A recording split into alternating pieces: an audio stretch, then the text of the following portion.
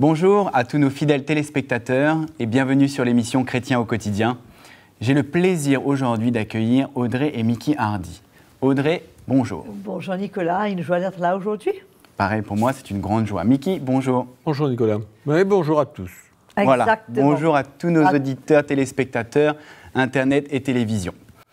Aujourd'hui, on a eu beaucoup de questions sur l'apparence vestimentaire, l'apparence de tous les jours, à l'église, dans le monde, etc. Donc on va essayer en 28 minutes de traiter ce sujet d'apparence, de respect de soi-même, le respect des autres, l'image, qu'est-ce qui convient, qu'est-ce qui ne convient pas, et l'image qu'on reproduit, l'image qu'on a vis-à-vis des autres et vis-à-vis du Seigneur, je pense.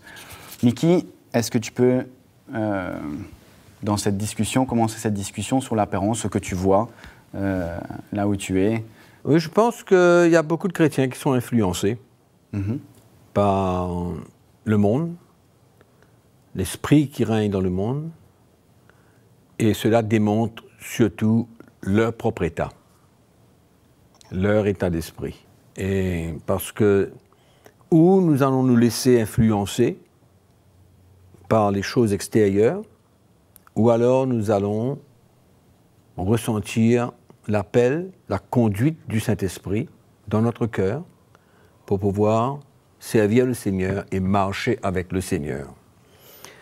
Et souvent aujourd'hui, le chrétien, encore une fois, ne réalise pas son appel.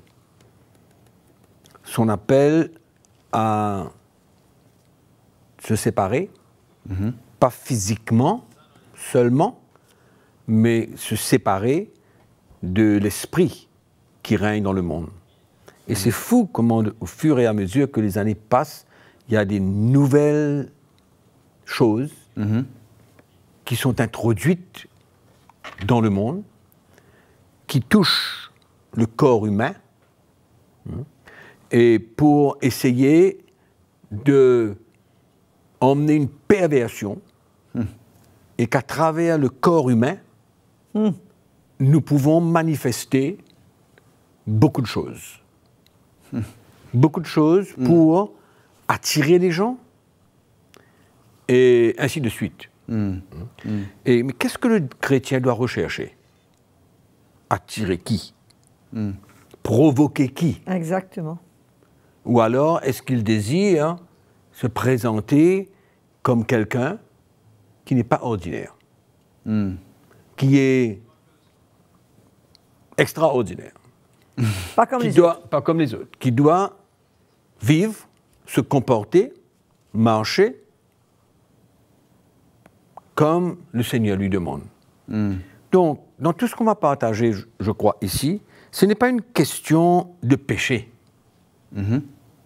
Est-ce que s'habiller un petit peu, allons dire pas trop de manière décente, est-ce que c'est un péché?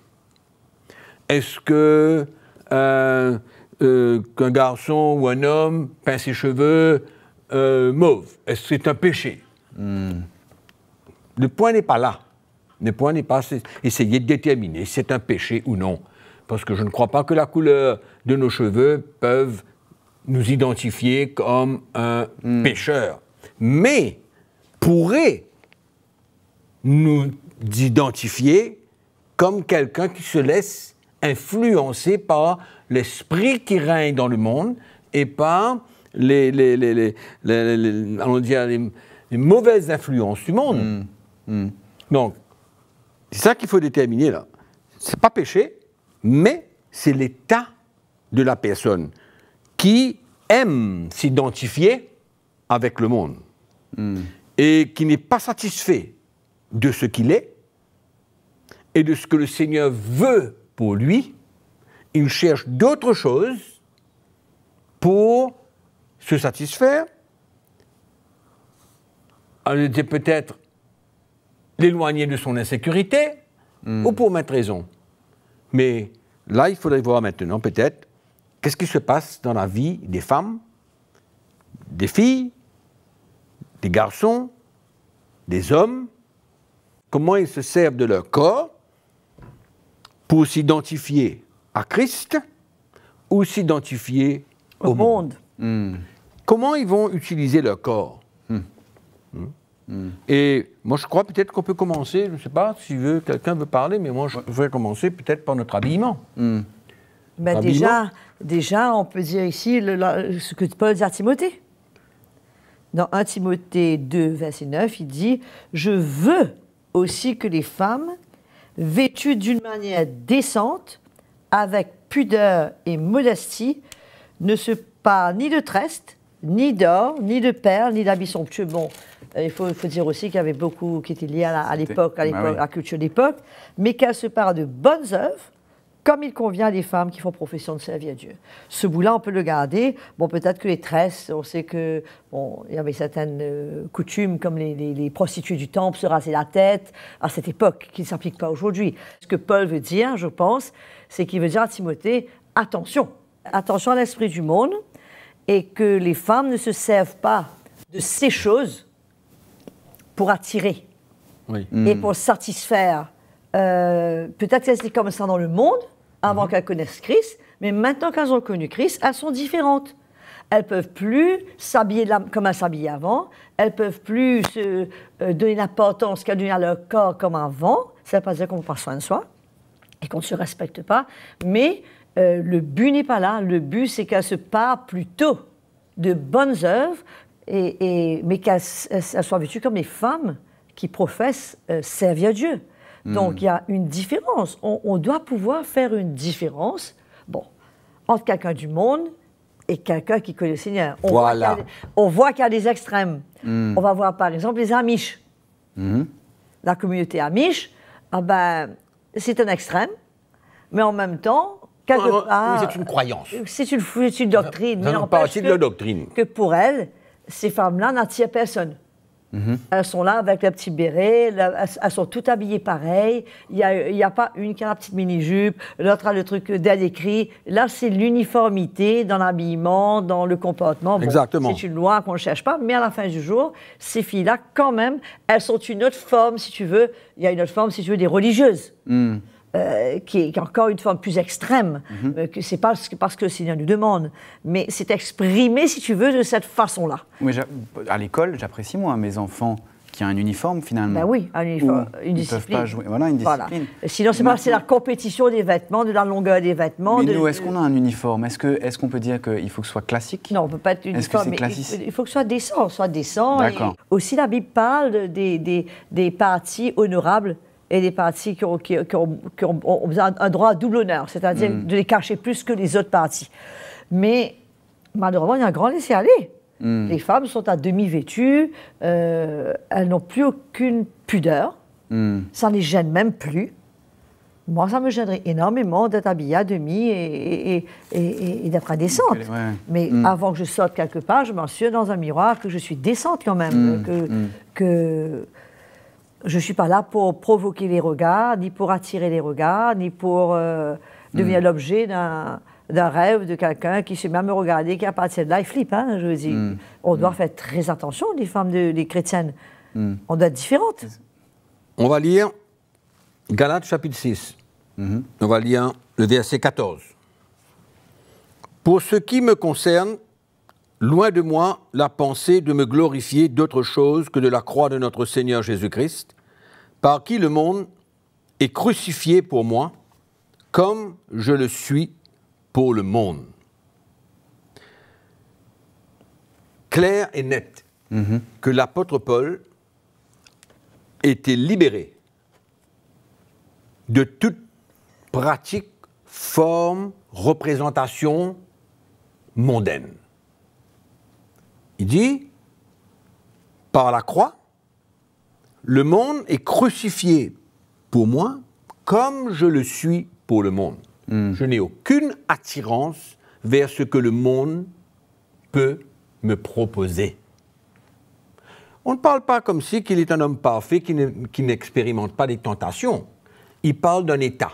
Amen. Et c'est là où le chrétien doit vouloir arriver. À ce que ces choses-là ne l'affectent plus, ne l'attirent plus, qu'il ne désire rien de ces choses-là, rien, parce que c'est l'esprit du monde. Exactement. Donc, on peut dire que ce n'est pas un péché, mais on peut dire que c'est un homme charnel. C'est la chair. C'est la chair. C'est la chair. Donc, en ce qui concerne l'habillement, c'est surtout du côté des femmes qui ont besoin d'être décentes. Je ne vais pas lire un autre verset, mais ça se trouve dans 1 Pierre chapitre 3, qui dit à peu près les mêmes choses que Paul a dit à Timothée. À peu près les mêmes choses. Non? Donc, ce qui parle que la femme, surtout, doit être décente. Parce que c'est le sexe qui allons dire, attire beaucoup plus les hommes, hein, qui est beaucoup plus un petit peu à la lumière de tout. Du reste, le monde se sert beaucoup plus des femmes aujourd'hui pour produire des choses abominables. C'est surtout les femmes. Donc les femmes aujourd'hui dans l'Église doivent pouvoir être décentes, ne pas provoquer, de porter des habits qui cachent ce qui a besoin d'être caché et qui représentent la pureté, la chasteté, hein, de cette femme, de cette sœur. Et moi, je crois que c'est très important parce qu'aujourd'hui, le monde veut nous habiller. Le monde veut nous habiller. C'est commercial, en plus. D'accord ? Et ça, c'est clair. Et quand on voit des filles, des femmes et tout ça, aller au magasin, etc., regarder ceci, regarder cela, quelquefois, je vois des sœurs marcher devant moi avec des pantalons plaqués, mais c'est pas du tout l'esprit de Christ. C'est pas du tout cela. On se laisse manipuler, on se laisse habiller, on se laisse prendre par l'esprit qui règne dans le monde. Hein? Et une fois que ça cache, ça va. Mais c'est pas simplement de cacher quelque chose, c'est provoquer souvent les gens. Et l'apôtre Paul est bien clair, comme quoi qu'on ne doit pas être une pierre d'achoppement pour personne. Il faut savoir qu'il y a des jeunes dans l'Église, je parle des jeunes, il y a des faibles dans l'Église, et que ça peut être une occasion de chute pour eux. Donc notre liberté ne doit pas être pour eux une cause de chute. Une cause de chute. Ça, c'est un. Deuxièmement, la personne elle-même. Elle aime ça. Elle aime cet habillement-là. Souvent, on me dit que je suis vieux jeu. Classique, je suis vieux jeu, etc. Définissons ça comme les gens veulent. Ouais. Mais le fait demeure que quand je vois les jeunes chrétiennes, et chrétiens souvent, mais beaucoup plus les chrétiennes, s'habiller, et qui viennent me raconter que, non, ça va, c'est bon. Mais tu vois, qu'est-ce qu'on peut dire ? On ne peut pas mettre une loi sur ces gens-là. On ne peut pas leur dire que tu n'as pas le droit de faire ça, etc. C'est leur état. C'est cette attirance de vouloir se présenter bien. Se valoriser. Se valoriser. Donc, ça n'a pas un bon parfum. Mettre son physique en avant plutôt que son cœur. Voilà. Exactement. C'est ça le... Exactement. Pour nous, respecter son corps et ne pas présenter son corps pour pouvoir emmener les autres à regarder. Il y a un élément d'une crainte de Dieu qui n'est pas là. Et encore une fois, on va relier ça à l'évangile qui se trouve dans les églises aujourd'hui. J'irai même plus loin. Il y a une compétition extraordinaire au niveau des femmes de pasteurs avec l'habillement. Il y a certaines femmes de pasteurs, elles ne peuvent pas se permettre de porter le même vêtement 2 fois de suite. Ouais, ça c'est le ministère de la prospérité, tout ça. Et ça existe. Ça existe, oui, ça existe, c'est clair. Il y a des compétitions entre les femmes. Exactement. C'est malsain. Oui. C'est malsain, c'est une question d'argent, c'est une question de moyens, c'est une question aussi, en même temps, le plus que je peux être sapée, le plus que je peux être hyper belle, ressembler, machin. Et il n'y a pas cette crainte de Dieu. C'est quand même, quand je vais quelque part pour me réunir, pour louer le Seigneur, pour adorer le Seigneur, avant tout, je devrais passer le test devant le Seigneur, quoi. Je veux dire, je dois pouvoir être en paix avec moi-même et me dire, aujourd'hui, c'est OK, ce que je porte n'a pas un problème pour le Seigneur. Seigneur, est-ce que je suis OK, là? Je vois même des gens qui font la louange avec des décolletés, des sans-manches. Où on va, je veux dire, ils sont des gens qui sont en première ligne, qui sont sur l'estrade, qui font la louange, qui conduisent le peuple de Dieu, mais il devrait y avoir quand même, pour certains événements du monde, il y a un code vestimentaire. Oui. Smart casual, enfin je ne sais pas trop comment ça se dit en français, mais il y a un code vestimentaire. Tu vas dans certains hôtels où tu es résident, où tu payes pour ta chambre, tu peux pas aller dîner si tu es en short Oui, c'est ça. ou en Pantalon petit obligatoire, tricot. etc. Tu as besoin de tu as un Oui. code vestimentaire. Oui. Mais combien de plus on devrait avoir un code vestimentaire pour l'Église? Dans la maison Bon, du on ne peut Seigneur, pas ouais. maintenant aller faire une liste de codes vestimentaires, mais dans l'esprit. Ah oui, tout se passe là. Il devrait y avoir un code vestimentaire où les gens réalisent, et même les maris, ils ne réalisent pas que leurs femmes sont à demi-nues. Mais Bon. comment ils ne disent rien Oui. à leurs femmes? Oui, exactement. Ils vont, Mais- ils vont que la femme est assise à côté, elle est à demi-nue, il y a des frères autour. Mais c'est ta peut-être que- femme, je veux dire. Mais ils sont tellement habitués, je présume qu'ils ne voient même plus. Oui. Non, mais quand on parlait de voir, peut-être qu'eux aussi se disent, ben regarde ma femme aussi, elle est belle, elle est comme ça. Mais c'est Et le que- monde, ça. Oui, c'est le monde. Quand tu dis sans révélation, qu'est-ce qui fait qu'aujourd'hui, une sœur ou un frère ne voit plus la décence qu'il doit y avoir dans l'Église ou vis-à-vis des autres frères Moi, et je dis sœurs franchement, moi, ça ne me choque pas. Parce que finalement, tu sais, à un moment donné, tu t'habitues de voir les gens balader devant toi comme ça. À moitié nu. Non, non, non, non, non, non. Non, mais enfin, pas décent, pas décemment pas vêtu. décent. Non, non, non, non, non, non. Décemment vêtu. Décemment vêtu dans le sens où tout est couvert.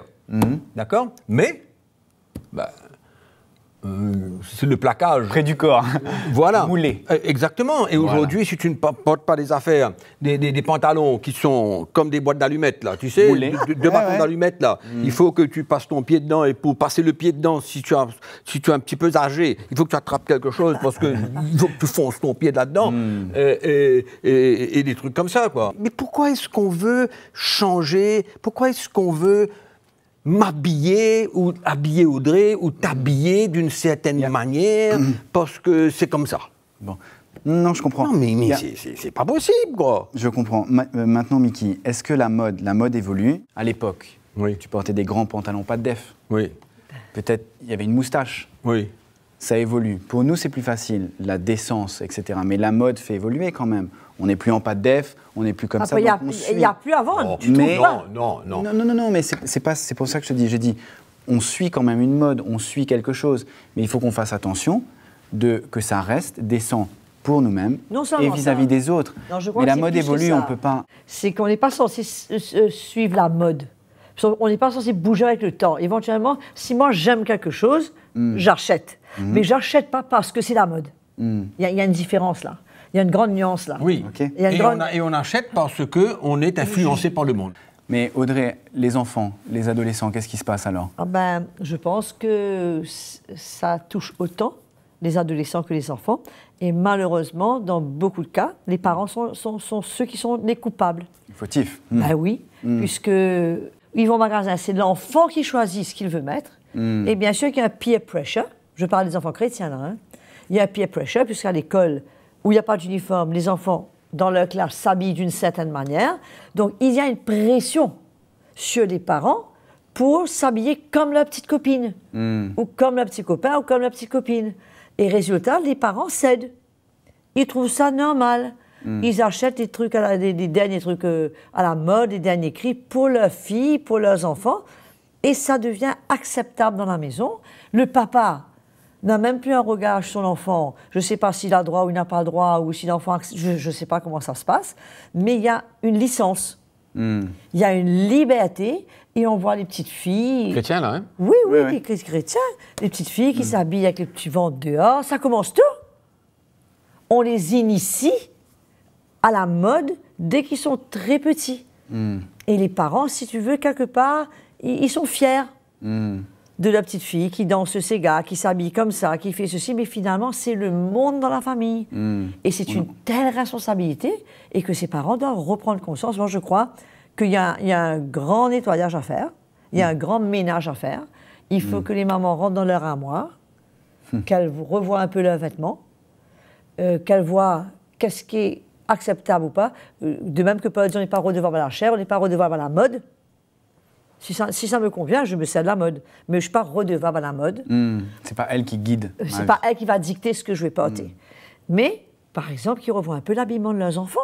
Des petites mini-jupes, des petites robes, comme Mickey disait, près du corps. Ça. Est-ce que c'est pas l'éducation même des enfants chrétiens depuis tôt pour leur montrer, pour leur dire cette séparation qui doit avoir lieu, Bien sûr. etc.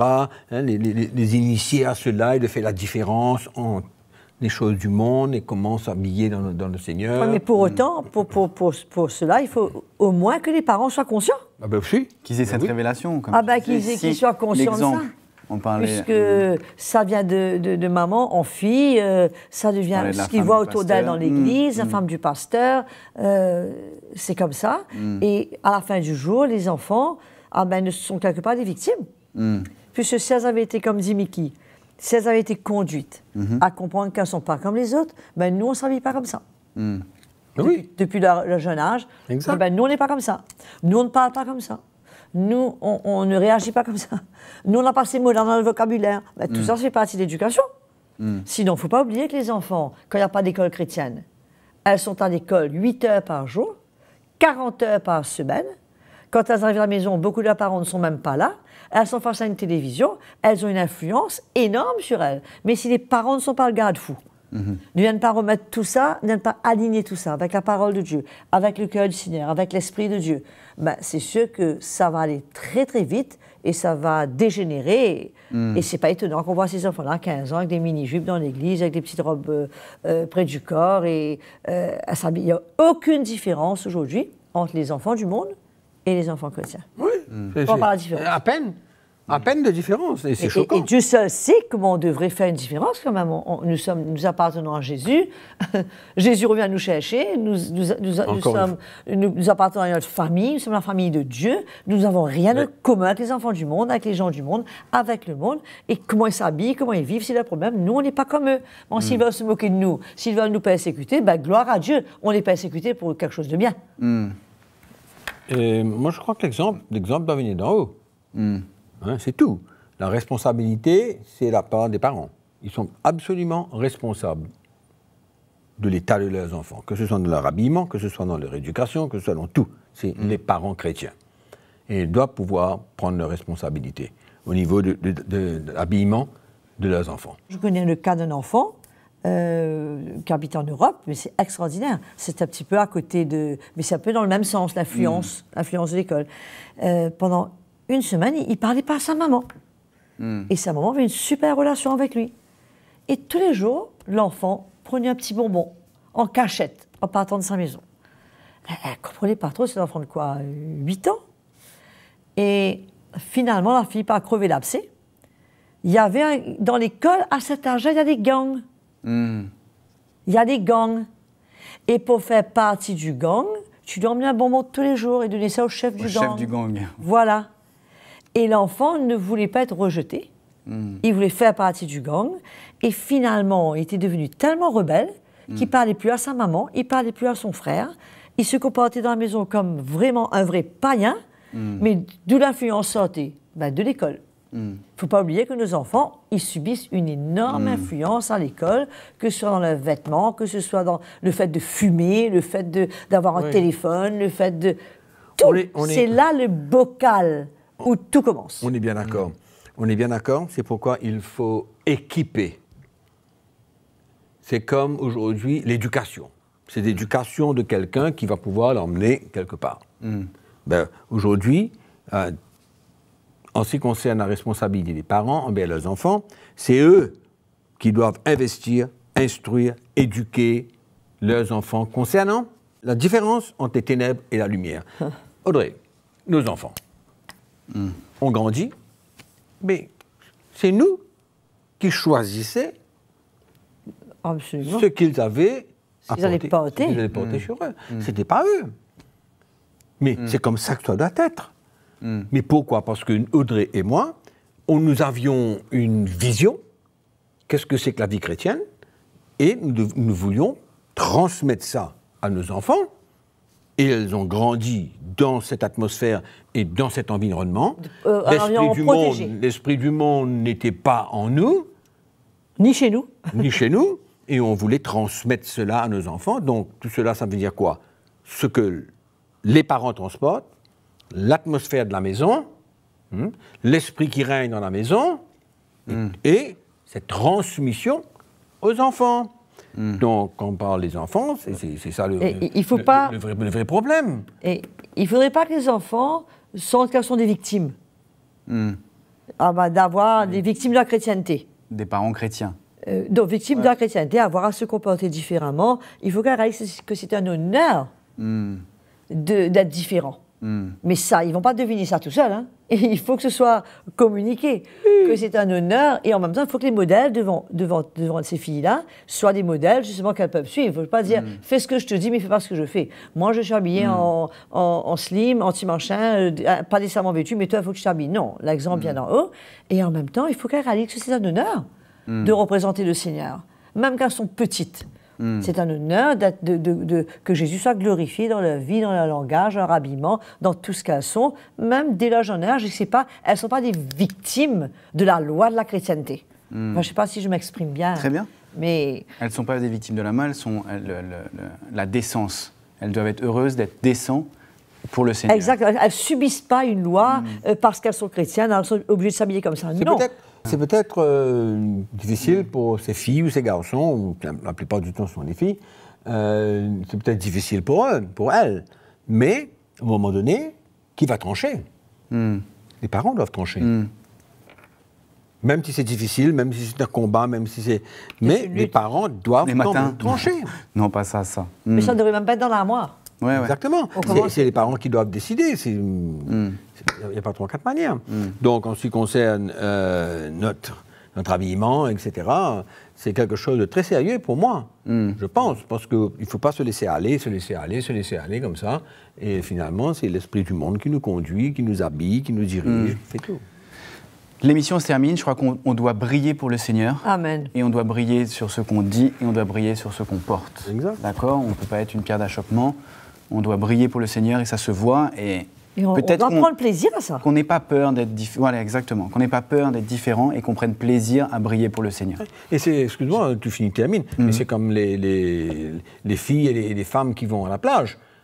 Et qui s'habillent d'une manière très indécente, les chrétiens, qui sont très indécentes. Mais alors, ça aussi, ça veut dire quoi? Il faut faire le ménage dans les armoires. Le monde. Dans les armoires. Voilà. Non, dans le cœur. Dans le cœur, il faut faire le ménage aussi dans le cœur. Habitons, on trempe les armoires. Faites le ménage dans votre cœur, d'abord, et faites ensuite le ménage dans vos armoires. J'espère que cette émission vous a plu, que vous avez appris des choses. On est là pour vous. N'hésitez pas à nous écrire si vous avez des difficultés dans vos décisions. Si vous êtes une jeune fille ou jeune garçon, vous avez des difficultés dans votre décision, dans votre choix vestimentaire. On n'est pas là pour mettre une loi, et je crois que Mickey Audrey, et le cœur du Seigneur, c'est pas ça. Mais il y a un respect qu'on doit avoir pour soi-même et pour les autres. Merci beaucoup Mickey, merci beaucoup Audrey. Merci Nico. Merci. À très bientôt.